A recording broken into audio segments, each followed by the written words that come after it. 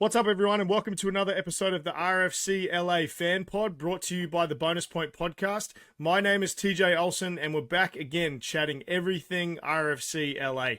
So as most of you know who listen to this podcast, this is the second time we've had a pro rugby team join the MLR, and we want to make sure that this team is around for a long time. So big thank you to all the fans here in Los Angeles for staying strong during the hiatus.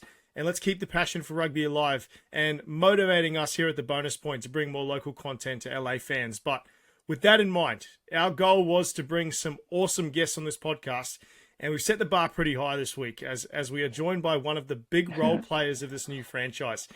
This man has had a tremendous amount of experience having played for the Māori All Blacks, New Zealand Under-20s, various Super Rugby franchises, Manawatu in the NPC, had a stint over in Japan, and now he's here in LA after winning a championship with New York. So please welcome our next guest on the show, Jason Emery. Welcome to the show, brother. How you doing?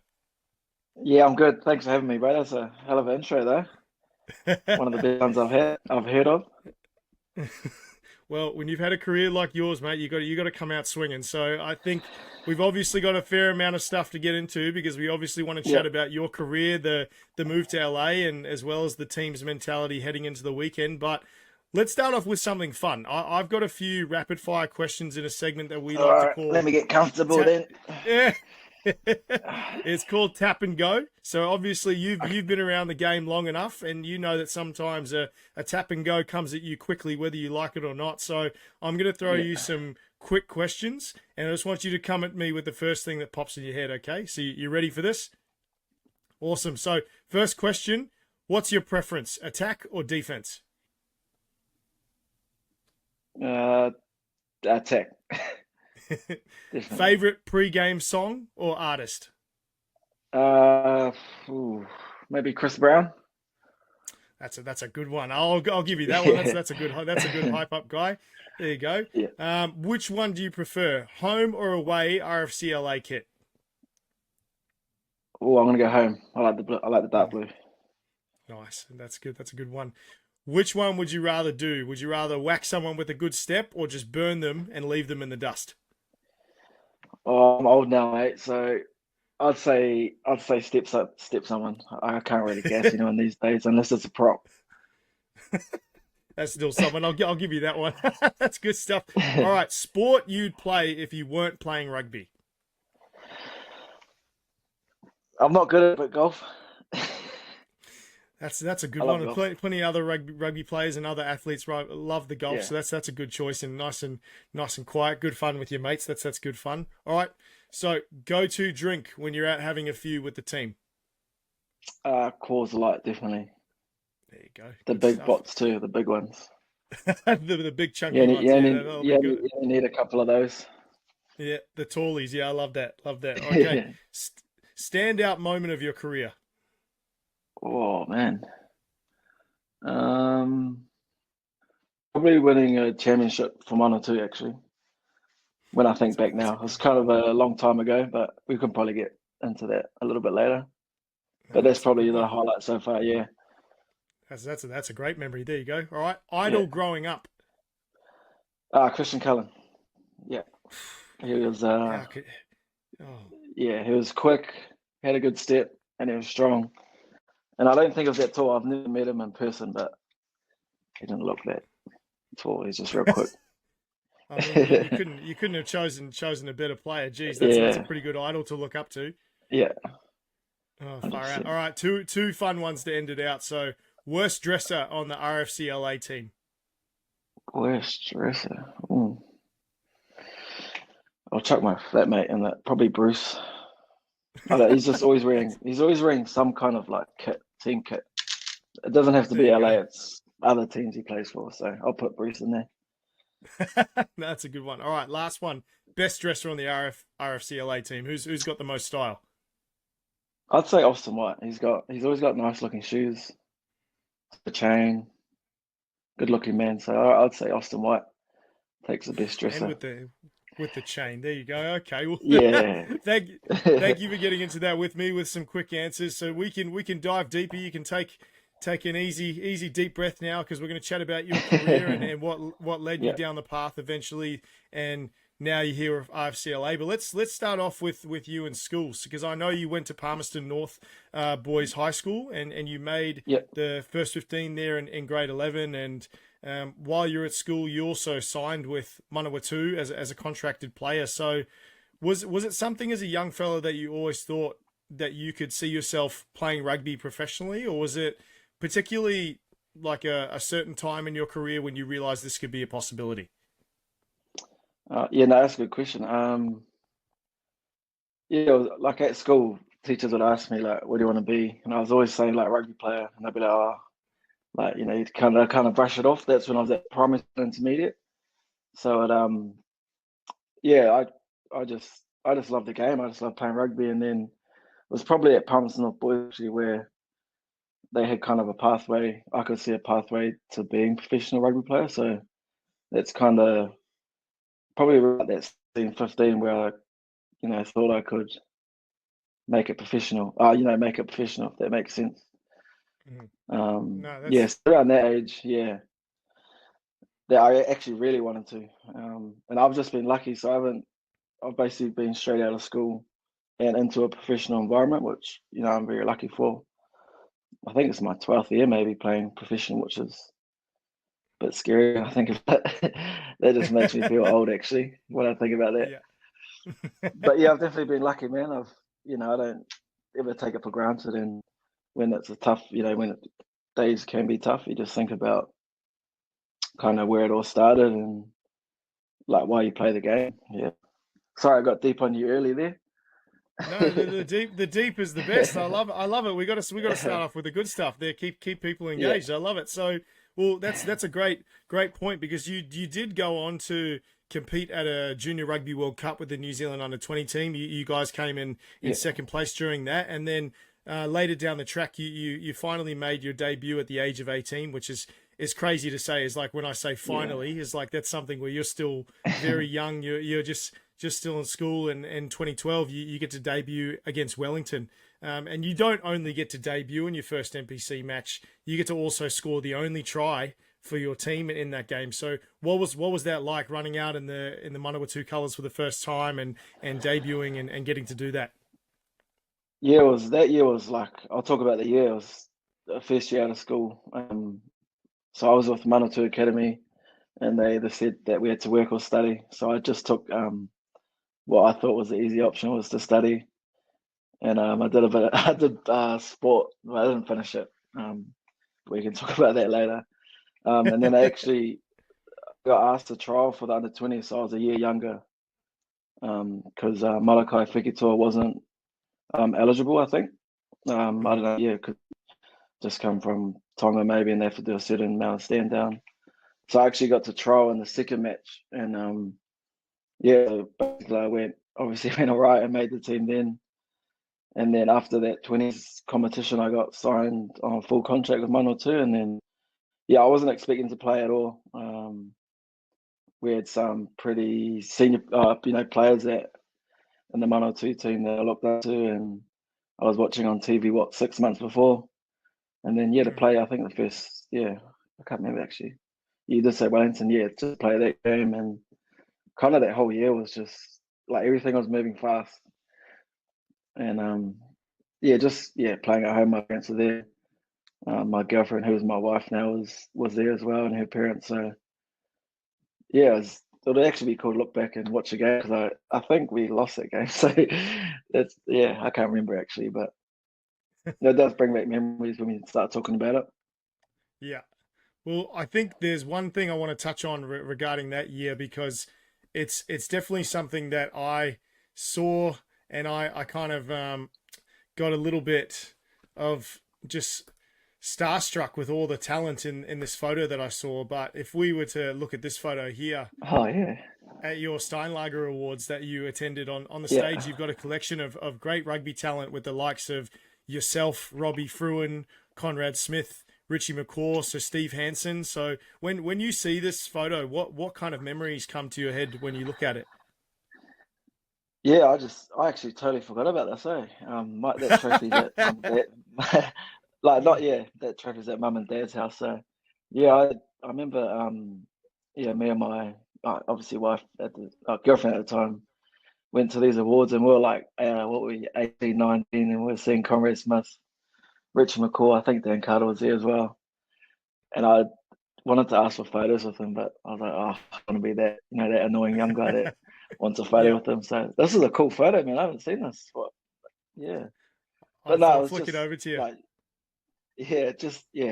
that just brings like lots of memories. But it was just, I'm like pinching myself because a year ago I was in school, watching these guys on TV, and then here I am like standing next to them, having dinner with them, and just seeing them in person was starstruck. I'm already naturally shy, so I'm not going to Hmm. go up to them and start a conversation.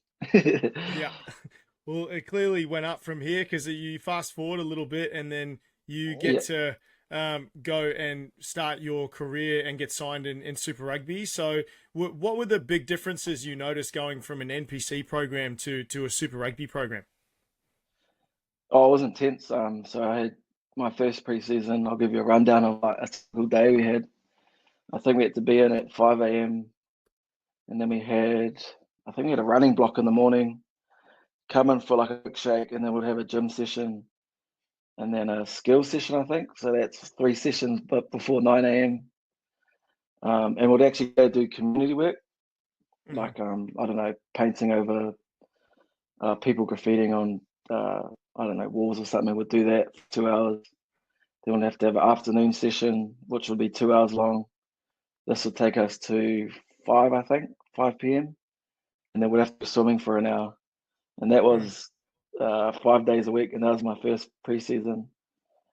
And I was like, man, if this is preseason, I was if I can do this for 3 years. Because I signed 3 years. So I was like, man, but that's just the way Jamie Joseph wanted us to kind of show what the Highlanders kind of culture was. And that's the work. We work hard for each other and we've all come from different regions. So Yeah. yeah, it was good.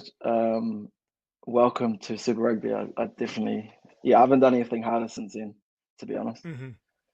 Yeah, because I think a lot of people they'll always talk about um, the year that the Highlanders had previously, and then the lead up towards the final, and I think they start to really see the creative mind of Jamie Joseph as someone who Mm, it's all about the discipline and the mindset and putting in like really good staples into a program to just build into it. And mm. sometimes it doesn't work, sometimes it does, but you can see the proof is in the pudding with a lot of the teams that he's coached is that he's an incredible coach and a pretty smart guy. Yeah, definitely. Him and Tony Brown just got a good combo. Like Jamie's kind of how do I put this? Yeah, he'll tell you how it is, which like I love as a coach, like as a player, hearing from a Yeah, coach. Like I just love a coach when he just says how it is. And then like Tony very Brown's just transparent, like Tony, doesn't beat around the bush. yeah, nah, and just giving you the facts. And Tony Brown's more of, really creative. I don't know if you saw the kick Lima Subwanga kicked over his head against Hurricanes. Hmm. Hmm. Yeah, yeah, yeah. Like he's coming up with moves like this, and we're thinking like, what? Like what is this? No Yeah. one does this stuff. And then I'm pretty sure Lima didn't kick. I think he kicked a few into his head, and a few went like that way. And then in Yeah, the yeah. game, it paid off. But that's what Tony Brown breeds. But if you prepare, do the reps, when you come to the game, you just go out and play. And that's something Hmm. I've taken from him because I've been coached under him a few times. So that's something I take from him. But I've actually got a good Yeah. story about Jamie Joseph when he humbled me he humbled me quite. It was painful actually. I had like watery eyes and stuff. I Yeah, think yeah. I forgot what game it was. Might have been my second or third year. I had a shocker. And every time you play bad, you always know, oh man, because we're by the offices is where the laptops are, where we do our review and preview. Hmm. He used to just call me Jay. He's like, Jay, come to my office, close the door. And I was like, oh man, here we go. And he basically, he basically told me how bad I played. I was like, yeah, I know. And he just got like a piece of paper and he's like dropped it to the ground and it like went onto the floor. He's like, what is this? And I looked at it, I was like, oh, I don't know, paper dropping to the ground. He's like, nah, you're at the bottom of the pile now. You got to work your way back up. And I was like, Whoa. holy. I was like, man. I was like, I'm pretty sure it was 2021. Where I had like nearly crying. I had to say water in my eyes. And I was like, yeah, sweet. Went into the car, rang my girlfriend. I was like, holy shit. Jamie just humbled me. But it could have gone two ways, you know. I could have talked about it or just taken on the chin and moved on. So yeah, it was pretty. He's a pretty ruthless man. That probably sums Jamie Joseph up quite Oh well, I'd say. man, what a story! Yeah, because I think that's the type of stuff where it is very cutthroat with sports. Is like Yeah, even if you are 100%. a 18 to 21 year old fella, is like you can't really ease people into that kind of situation. You've got to just kind of show them what goes on and just go, this is what it is. And some people can handle it and some people you can't. But Yeah, obviously that's something that you've taken with you into your career now, and it's kind of just a memory that you can always go to. yeah, and you got to be like you know, any athlete would say, you just got to be like we're all gonna have bad games, you know. And it's like how you bounce back, and I knew that I don't think I got an opportunity for like 6 or 7 weeks, so it taught me a lesson. Like you just, you know, you got to know your stuff and you know prepare well and all that kind of stuff. So it was a good reminder of when you think you're there, you're not really there, and you get a reminder. Eh? Yeah, So yeah. it's a good story to tell, but at the time it was devastating. I could imagine. I don't know how I would take it if that was me, but Yeah, yeah, yeah. that's a good one. But yeah, I think when it comes to coaching genius, Tony Brown has been someone that I've always looked Mm, up to as a coach myself, and someone that he's just so innovative with the way things he's done. Like when you watched him coaching for Japan or other situations, yeah. you look at some of the stuff that comes out of their phase play or just something like that. It's incredible. Oh man. Sorry, you cut Okay. out a Well, bit. no, Oh, all good. All I'll good. turn this Well, on. um, I'll turn it on have you anyway. It's better. have you got any favorite matches or Oh, memories? I know you've obviously played with the Highlanders and obviously with the Sunwolves as well. So when you think of yeah. your career in Super Rugby, what were some favorite memories of yours? Definitely my debut against the Hurricanes, which is so I was born in Tauranga up north, and then I lived in Wellington for like 10 years. So Hurricanes was like kind of like my team, you know. Like I watched Christian Cullen, Tano Umaga, and John Alomi, so they were my team that you know always support. So the debut against them was it was quite weird, but at the same time I was excited. I got to mark Con Smith, I think. So as a debut, that wasn't too bad. I mean, it could be worse. You could go against, I don't know, Robbie Frewen or Rene Ranger. But that's definitely one. But probably playing for Māori All Blacks is one as well. I've still got my debut jersey actually. Played against Japan in Kobe. Yep. Yeah, so I scored 2 tries too. So that jersey's not going to go anywhere. That'll be up in the man cave when rugby's done. But yeah, probably those two. And then probably the game I talked about, Manawatu winning the championship final in Mhm. Manawatu, in Palmerston North, sorry. That was, yeah, it just brings, like, I get tingly thinking about it. Yeah. Just remembering, like, the crowd was full and they actually had the stock cars on, so they had the fence up and people were, like, climbing over the fence. And, like, at the time, you kind of just, you know, soaking it in. But when you look back on the videos and watch the highlights, that's when you remember how actually special it is. Hmm. And yeah, so I'd probably say those three Oh man. Well, are up it's there. funny that you Yeah, there's mentioned so the many more too.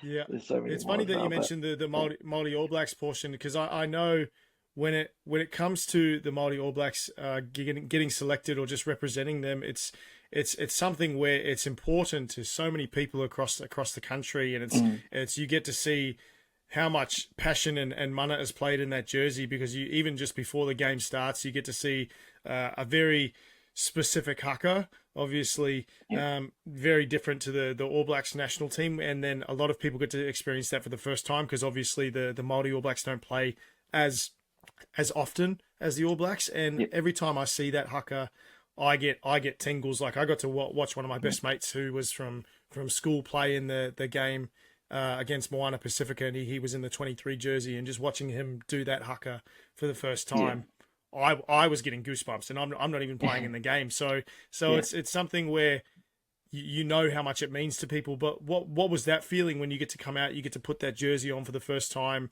and you get to perform that specific haka? Yeah, I watched the Māori All Blacks, so I kind of knew the actions of the haka, just not the words. But as soon as we get into camp, we get we get haka in from the boys that are played for the Māori All Blacks. So, and then I think every night we'd do haka practice. We'd go in like groups of 5 or 6, and one of the leaders would just how to do the haka, and then all the new guys would have to like haka to see where like everyone would stand, or Mm-hmm. um what's it, where everyone is in the lineup and stuff. So that was quite daunting, but we did a lot of learnt a lot about Māori culture, and that's probably something that like looking back now, I probably wish I did a bit more. Like I wish I could speak Māori.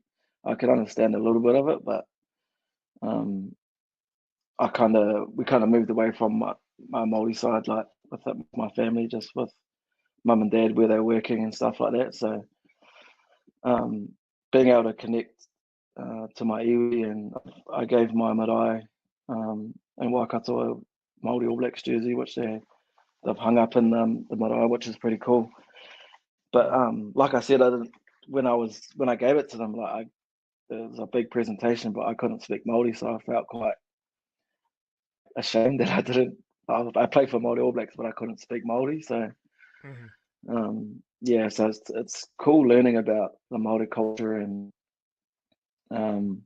yeah, just everything that you think you know, and then you get to Māori All Blacks camp, and it's like, yeah, just so much stuff, and the haka's cool, and all the boys are so tight because we're all Māori, obviously all the same culture, so it's such an easy culture to go into. I mean, easy team to go into environment and just bond with boys because we all share something similar or in common. Mm. Nah, that's awesome. Yeah, I think when when you think about the just the game itself, and how that team has progressed over the past few decades, and you can just see the passion in everybody's face, and the fans love it. So I can't wait to see the next year of Multi Test. It's going to be great, and leading up to the I think the next Lions tour that happens, that's going to be incredible to watch. But let's move on, and let's chat a little bit about your North American adventure, because obviously Yeah, you've had some success over here, winning with New York, winning a title with them, and obviously there's never just one player or one thing that goes into winning a title. There's a lot of different moments and pieces, and then you've got to get to that final, and then you've got to perform. But if you could put your finger on a couple of different things that were the secret sauce, or like something that you could look at and go, that's one of the big reasons why we were able to have that title run. Would you be able to think about a couple of things why that would be? yeah. Like when you look at our season, we went winning every game. I think we went a patch there where we struggled quite a bit.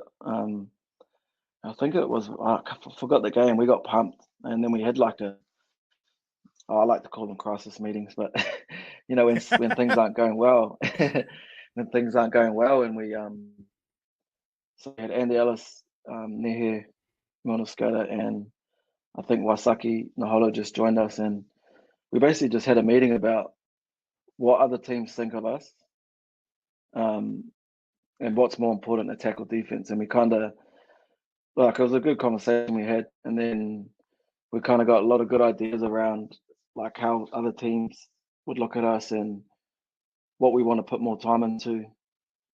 And then after that, yeah, we just played like some good footy, and I felt like it brought us together. We had like a real tight knit group. I'll definitely say like someone like Andy Ellis was this is the first time I met him as well.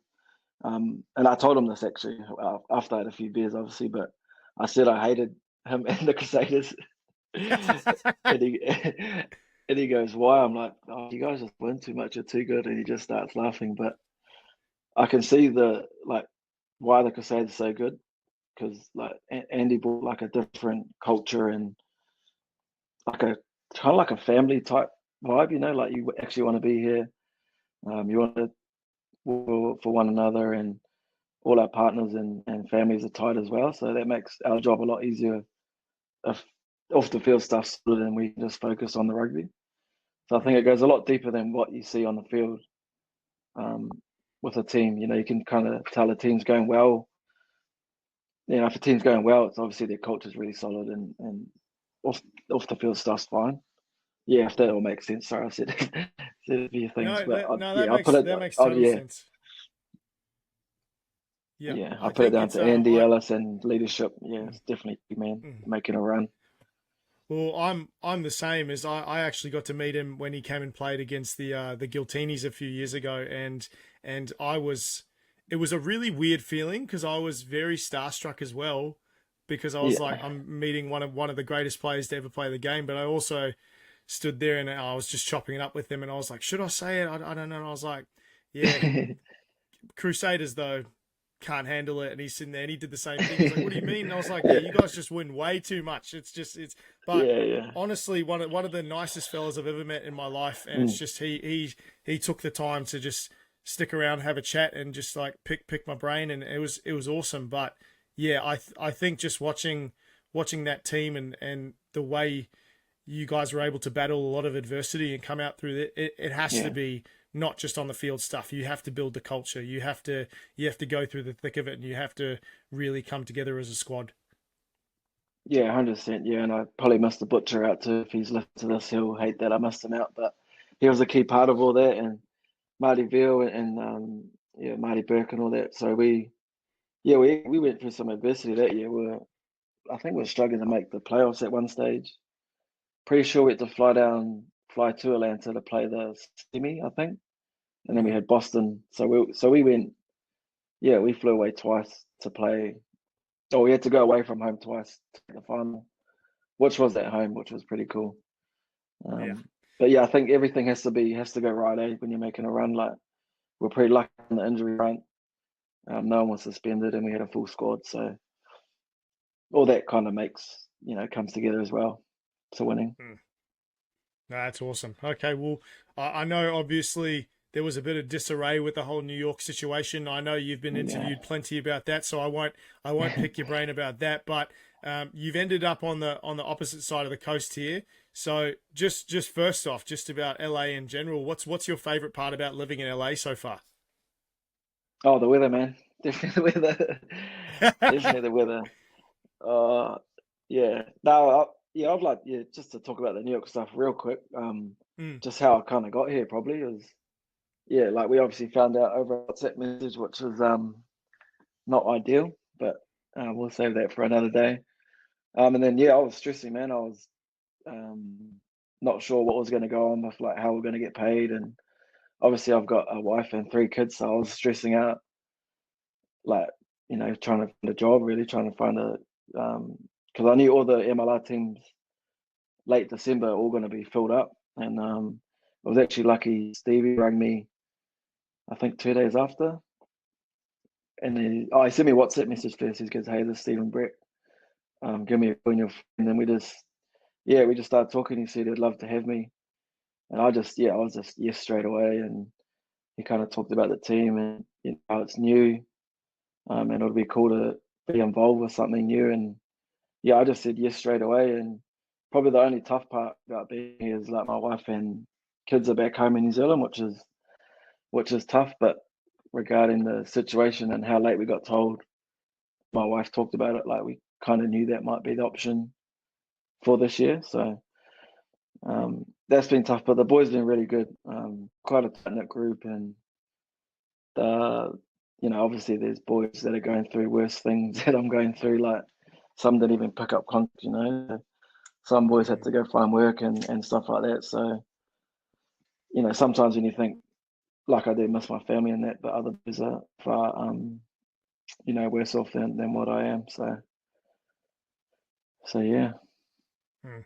No, I think that speaks to, I think, your character and a few of the other boys, because obviously some of the boys have gone through the whole ATL restructure as well, and it's a Yeah. whole different story. So I think that speaks to the culture. But we're currently about halfway through the season, and you've Mm. all had to come together, like you said, quite fast to build your own Yeah. culture, set the club up for success. So when you think about your thoughts on the season so far, and how you and the coaching staff have had to rally together and kind of just bring this together so rapidly. Is there anything that you've seen a part of your squad that's really helped you guys progress through that? Yeah, I think we're like obviously like 1-5 is not a good record, but I think we're all pretty frustrated because we know how good we can be. It's just we're not.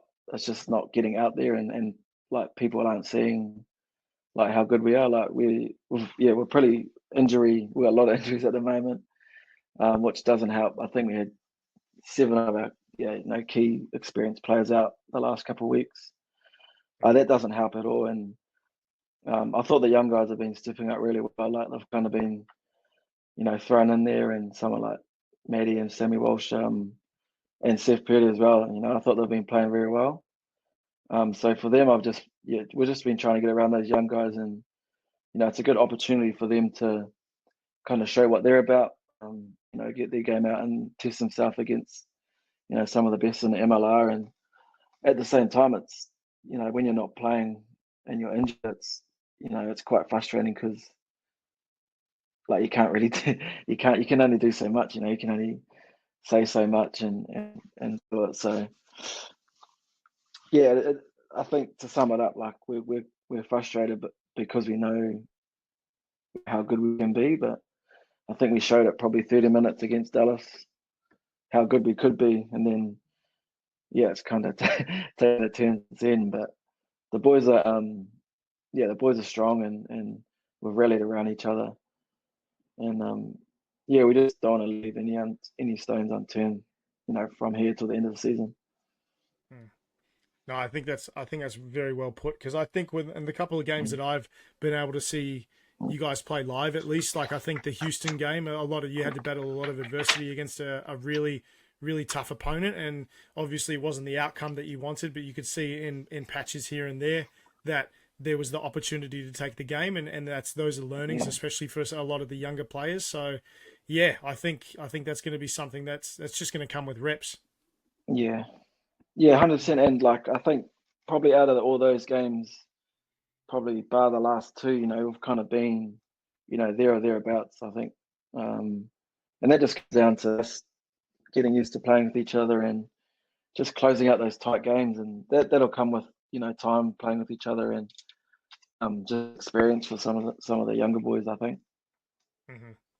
Well, speaking of that, let's chat about this weekend, because this is your second doubleheader of this season, as you guys get Yeah, to share the field with some amazing and some fierce women, as the US women take on Canada before you guys take on the Freejacks. So I had a privilege of going down and attending the women's training session yesterday at the Olympic Training Centre, and they're looking crash hot there. I'm pretty excited for some yeah. of their young players to get some reps in and have a go. But before we chat about your game, is there anything specifically you guys have excited about, or something you're really keen for when it comes to seeing the women this weekend? Yeah, it's just good to see women playing rugby, like all over the world. Like back home in New Zealand, we're kind of used to, well, not used to it, but it's growing, really quickly. And they got the Opiki, which is like the Super Rugby of women's rugby back home, and the Black Ferns a girl as well. So to see Canada and USA women's, hopefully we'll be able to watch a bit before our game, but we'll see how that all works out with our scheduling and stuff. But no, it's just good to see women and getting involved in rugby around the Yeah. world, which is cool. Mm. Yeah, I think I'm pretty excited as Kiwi blood to see some of the Black Ferns get some test matches as well, and also Yeah, see some of the newer players that just got named in their squad. So I think it's shaping up to be a pretty good Pac-4 series. But let's chat a little bit about your game. You boys have a pretty exciting matchup against the New England Freejacks. And yeah. without giving too much away, is there anything you guys have been focusing on in that training, or your sessions that are going to be critical to you guys getting a victory in front of a home crowd? Yeah, like we just want to, but obviously last game before the bye week, we're just basically concentrating on us. We just want to, get back to what we've been good at, and I think our attack, was good at the start of the year, and so to our defense. So we've just been working on ourselves. We've then actually been doing a lot of film on our trainings and what we're doing. or just how to be better because this game will set us up for the run home. Hopefully after the bye week, the bye week's going to be good. It's going to give some of us that are injured an extra week to get ready for the next, I think, 8 games. I think now after this bye week. So no, it's exciting. All the boys are excited, and hopefully we have a really good crowd too. And obviously the women playing before us. So the boys definitely looking forward to it. We know what we're going to expect from Boston. Like I've played them a lot of times, so I definitely know what's coming, and yeah, the boys are excited for it for sure. Nice. Yeah, I'm excited to see the new kit as well, especially with you guys getting Chart Time as the sponsor right on the front of the jersey. So that's going to be really good. Yeah, that's Hopefully cool. Get some boba there or something. But it wouldn't be the RFCLA fan podcast without some questions from the fans. But we've kind of had to switch it up a little bit because I know some of your teammates, they also seem like they're either fans or they want to just give you a stitch up. So we've got a few questions that are coming in. And what I want to do is I'm not going to tell you who asked some of these questions. I was a bit nervous to see if I can read them on here, but we'll see how we go. Okay. But what I'm going to do is I'm going to name the question. I'm not going to tell you who wrote it in, but you could probably have a guess and see who had who wrote the question. And I think this one's going to be pretty obvious. Who is your favourite English scrum half at the RFC club? Oh my God. No, Sam Saunders, our skipper. Did he say that? Did he? Oh, you can't say that. Right on Instagram. I got that from. Actually, I saw him in an Irish under-20s jersey. Actually, so he's not really my favourite English halfback. Shots fired. Here we go. I love it. We're starting off strong. I love it. Okay, the next question: where did the nickname Ewok originate from? Yeah, that's a good one. So, do you know Ehai West? Mm-hmm. Yeah. So, that under-20s year, my first year, he just started calling me Ewok, and it kind of caught on from that group. But it's from Star Wars because I don't watch Star Wars, so I just searched Ewok. But the thing is, I think it's like ginger and his hair, and I was like, oh, that's you. Like you're short and you got ginger hair.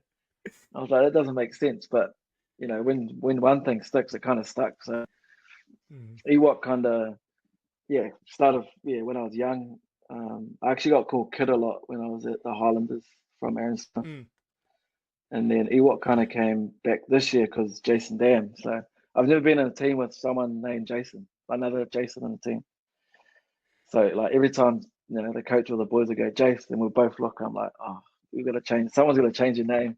And I was like, oh, just call me Ewok. That's what I used to be called. So yeah, that's how it's coming out of the grave now, coming out of the ashes. Well, man, okay. Well, yeah, I think when it comes to nicknames, especially in a rugby club, once it sticks forever. It's never going away. It does. Yeah. Oh man, and I don't mind that. There could be worse nicknames to be called. That's very true. Yeah, I've heard some shockers, especially when it comes to rugby nicknames. But yeah, so Ehai West just trying to take some of the shade off his color of his hair and just trying to pass it off to you. Eh? Yeah. Which I thought was quite rich when I saw the photo, but it's all good.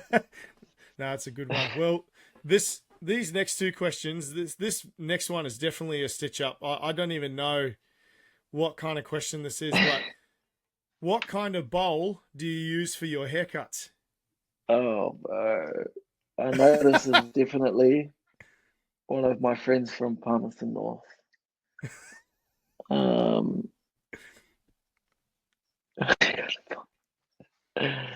gonna say Jade. Is it Jade Taduti or Mazu? No, this one's from Cara Pryor. Oh, Kara. You're kidding. That's rich actually. That's really rich coming from him. But yes, the boys do give me a lot of. I kind of like the mid to high fade, and back in the day it was it wasn't as. Let's just say it wasn't done professionally, so it did look like kind of like a bowl cut. So, damn, cutter, eh? I don't think anybody who's played rugby can ever say that they've all had perfect haircuts. So I think especially back in the day when a lot of the boys were rocking the mullets and the dyed hairs with the bleachers in there. I don't think anybody can definitively say they've always had a good haircut. So there you go. I Yeah. think we At least all my got one. at least my hairline's all right. Unlike Cutter's, his is going back a bit. So I think my hairline's good. Man, I got to rename this podcast to Shots Fired because we're gonna get some hate from this one. Oh, this is gonna be good. But the last one is a out of the woodworks one. It's who was the best coach you ever had and why was it Leif Hansen? Yeah, that's definitely someone back home. I don't know whether to take this one seriously or just to have a laugh, but Leif Hansen was my first 15 coach. He was a nice lad. Yeah, I liked him. I enjoyed him, but some of the boys didn't like him. So the reason the reason was he did some, like, he'd teach us techniques like you hit your ball if you can see. He'd like make sure you like point towards the ball like that. So it was a bit of a running joke doing the Leaf hand. You know how rugby players are with these kind of things. So it kind of was a running joke with the boys. But yeah, it's funny to me, and it'll be funny to the boys that know it. But it's kind of one of those you got to be there type to know the story. But but to answer actually serious, who my favorite coach is, I don't know. I've been pretty lucky, I reckon, like the coaches I've had, because I've heard some stories of some coaches, and I don't. Like, I'll put it this way: I just think I've had like very good relationships with all my coaches. Like I haven't, like it's key not to burn bridges because I could have easily burned a bridge with Jamie Joseph for what he said to me, but he's the reason I actually got to Japan. So like it's probably a good lesson of don't burn any bridges because you kind of never know. Not that you need them, but you never know when they might be thinking of something or someone, and they think of how he acted at a certain time, and then they're like, "Oh, let's get this guy," because I basically shut him down, and he's still surviving. He's still here. So yeah, I couldn't pick out one coach. I'd say